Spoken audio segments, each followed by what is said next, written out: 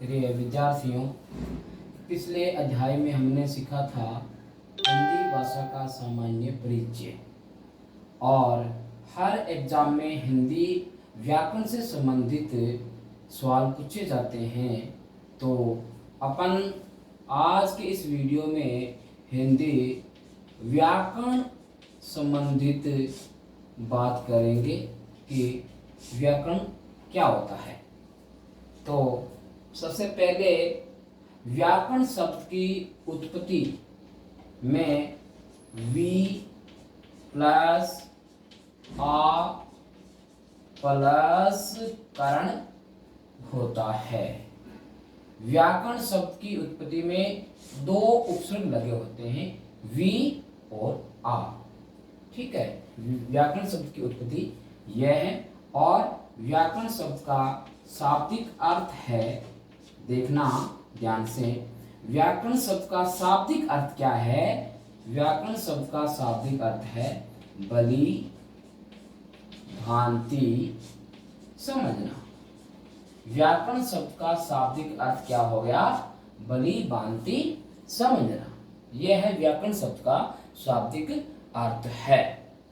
और व्याकरण शब्द की अब हम देखते हैं क्या होती है परिभाषा। व्याकरण शब्द की क्या होती है परिभाषा। ठीक है, व्याकरण वह विद्या है जो शुद्ध उच्चारण, शुद्ध लेखन व शुद्ध प्रयोग का ज्ञान प्रदान करता है। व्याकरण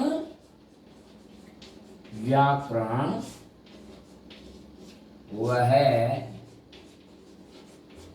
विधा है जो हमें शुद्ध लेखन,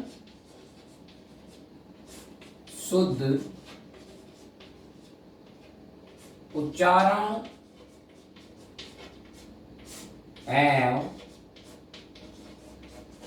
शुद्ध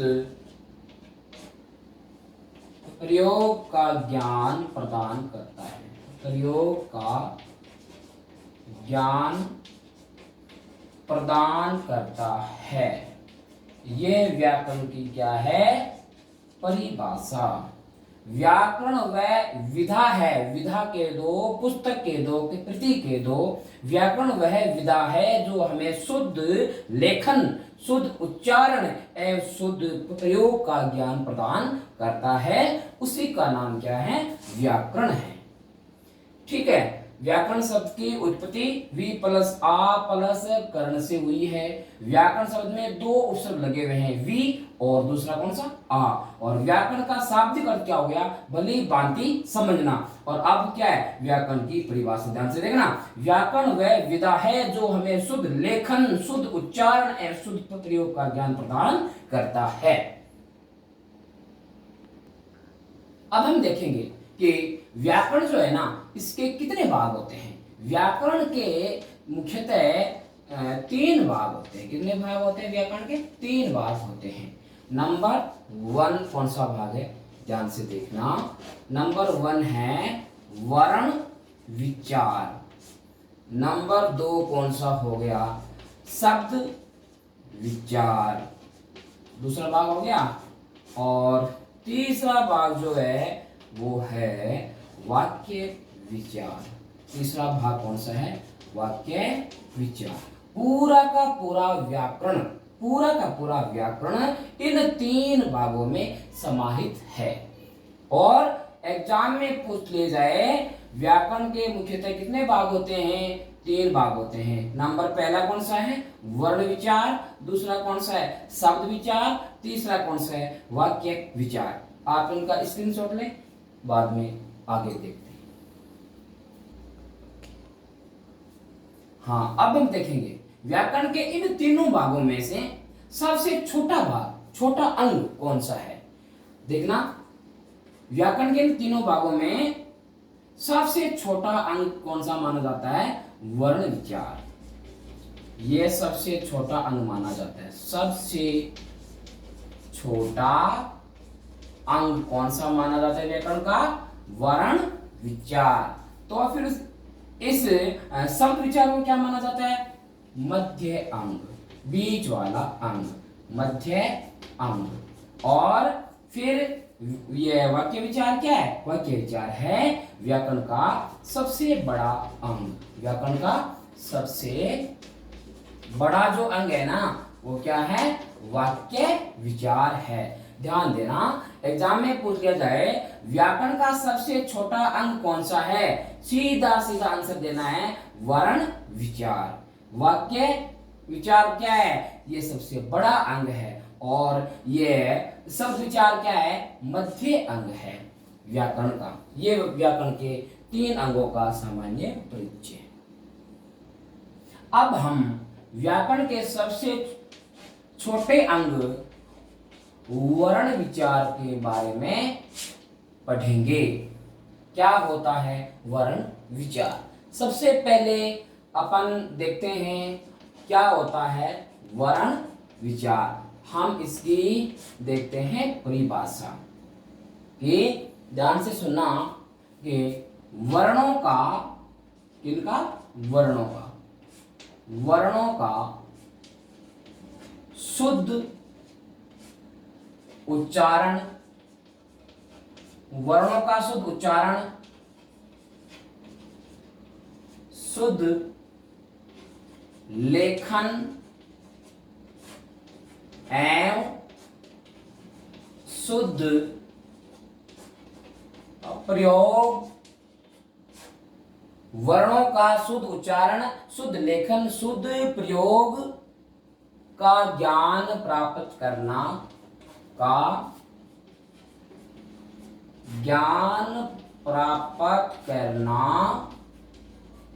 क्या कहलाता है? वर्ण विचार। ध्यान से सुनना, क्या होता है वर्ण विचार?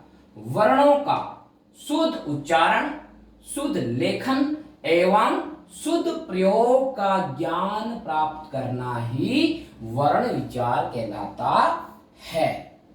ठीक है, अब ध्यान देना, वर्ण की उत्पत्ति किससे हुई है? वर्ण की जो उत्पत्ति है ना, वो हुई है ध्वनि से। वर्ण की उत्पत्ति किससे हुई है? ध्वनि से। इसका मतलब वर्ण किससे बनते हैं? वर्ण बनते हैं ध्वनि से, वर्ण बनते हैं ध्वनि से, वर्ण बनते हैं। और वर्णों से क्या बनते हैं? शब्द बनते हैं। और शब्दों से क्या बनते हैं? वाक्य बनते हैं। इसका मतलब क्या हो गया? सबसे छोटी मौखिक इकाई क्या हो गई? ध्वनि। सबसे छोटी मौखिक इकाई क्या हो गई? ध्वनि। और सबसे छोटी लिखित इकाई क्या हो गई? वर्ण। ध्यान से समझना, सबसे छोटी मौखिक इकाई क्या है? ध्वनि है। और सबसे छोटी लिखित इकाई, या ऐसा आ जाए कि इकाई ना, उसमें मौखिक का नाम नहीं आए तो क्या लिखोगे? वर्ण। सबसे छोटी इकाई क्या है? वर्ण। और सबसे छोटी मौखिक इकाई का नाम आ जाए, मौखिक नाम आते ही ध्वनि पे आपको राइट करना है। सबसे छोटी मौखिक इकाई कौन सी है? ध्वनि है। और सबसे छोटी इकाई बोल दो या बोल दो लिखित इकाई, तो क्या होता है? वर्ण होता है। मतलब ध्वनि और वर्ण में क्या अंतर है? ध्यान से सुनना, सबसे छोटी मौखिक इकाई का नाम आ जाए तब क्या बोलोगे? ध्वनि का। और सबसे छोटी इकाई आ जाए या ऐसे आ जाए कि सबसे छोटी लिखित इकाई, तो क्या आप बोलोगे? वर्ण बोलोगे। ठीक है, अब हम देखेंगे कि मैंने लिखा है वर्ण किससे बनते हैं, तो सीधा सीधा इसका अर्थ है कि जो होता है ना वर्ण, वो ध्वनि से बनते हैं। किससे बनते हैं? ध्वनि से। तो मैं यहाँ पे लिख के बता देता हूं, अगर एग्जाम ऐसे आ जाए तो क्या करना है कि सबसे छोटी मौखिक इकाई, सबसे छोटी मौखिक इकाई क्या होती है? तो आप क्या बोलोगे? ध्वनि। याद रखना, जहां मौखिक का नाम आ जाए वहां ध्वनि याद रखना है। सबसे छोटी मौखिक इकाई किसकी मैं बात कर रहा हूं, यहाँ भाषा की बात कर रहा हूं मैं। भाषा की सबसे छोटी मौखिक इकाई क्या है, ध्वनि है। दूसरा ध्यान से सुनना, भाषा की सबसे छोटी इकाई, भाषा की सबसे छोटी इकाई, या सीधा ऐसे आ जाए भाषा की सबसे छोटी लिखित इकाई, भाषा की सबसे छोटी लिखित इकाई। तो आपका आंसर क्या होना चाहिए, वर्ण।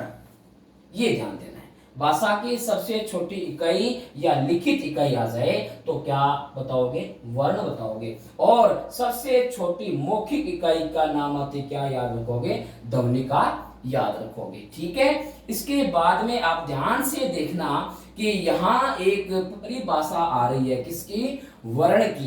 ध्यान से सुनना, भाषा की सबसे छोटी लिखित इकाई क्या होती है, वर्ण। भाषा की सबसे छोटी मौखिक इकाई क्या होती है, ध्वनि। तो अब मैं लिखता हूं, आप ध्यान रखना कि भाषा की सबसे छोटी, भाषा की सबसे छोटी मौखिक इकाई, भाषा की सबसे छोटी मौखिक इकाई के, भाषा की सबसे छोटी मौखिक इकाई के लिखित रूप को, लिखित रूप को क्या कहेंगे, लिखित रूप को क्या कहेंगे, वर्ण। ठीक है, भाषा की सबसे छोटी मौखिक इकाई ध्वनि। ठीक है, भाषा की सबसे छोटी मौखिक इकाई क्या है, ध्वनि है। मौखिक इकाई के लिखित रूप को, मौखिक इकाई होती क्या है, ध्वनि होती है। ठीक है, मौखिक इकाई होती क्या है, भाषा की सबसे छोटी मौखिक इकाई ध्वनि। ये मैं साथ में लिख देता हूं, ध्वनि। भाषा की सबसे छोटी मौखिक इकाई क्या होती है, ध्वनि के लिखित रूप को क्या कहते हैं, वर्ण कहते हैं। ठीक है, अब हम देखेंगे भाषा की सबसे छोटी इकाई का नाम क्या हो गया, वर्ण। और अगर एग्जाम में ऐसे आ जाए, अर्थ के आधार पर, किसके आधार पर, अर्थ के आधार पर, अर्थ के आधार पर भाषा की सबसे छोटी इकाई क्या होती है, ध्यान रखना बेटा। अर्थ के आधार पर भाषा की सबसे छोटी इकाई है ना, वो होती है शब्द होती है। क्या होती है, शब्द। शब्दों के अर्थ होते हैं, वाक्यों के अर्थ होते हैं, लेकिन वर्णों का कोई अर्थ नहीं होता है। तो यहां मैं लिखता हूं कि भाषा की सबसे छोटी इकाई क्या होती है, वर्ण। ये बिना अर्थ वाली होती है। क्या होती है, बिना अर्थ वाली, बिना अर्थ वाली।